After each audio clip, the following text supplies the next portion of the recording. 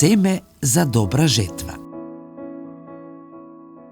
Тоа е како синаповото зрно кое кога се сее в земја е најмало од сите земни семиња, а кога ќе се посее, израснува и станува поголемо од сите зеленчуци и пушта големи гранки, така што под неговата сенка може да се вгнездат небесните птици.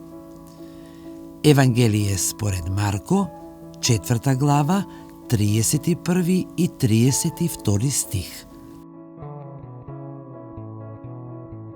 Денес, кога од сите страни сме обсипани со величење на спектакуларноста, заведени од великоста на инстант блескавите достигнувања, лесно можеме да изумиме дека вистинската сила најчесто е тивка и постепена. Големината што доаѓа нагло по непишано правило е нестабилна. Оној потенцијал што се развива темелно, со посветеност и труд, како и семето синапово создава длабок корен и цврст темел. Она што денес изгледа беззначајно, мисла, добрина, напор, надеж, може да биде почеток на нешто суштинско.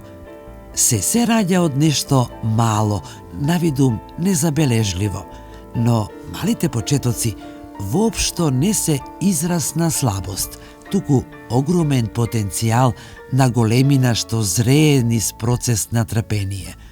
Во денешната скромност на човекот и во неговата благонастојчива упорност може би дише токму неговата утрешна величественост.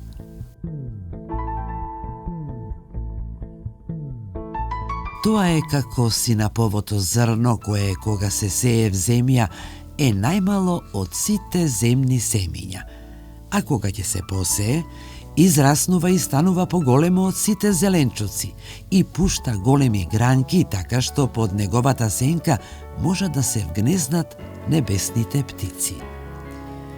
Евангелие според Марко, 4 глава, 31 и 32 стих.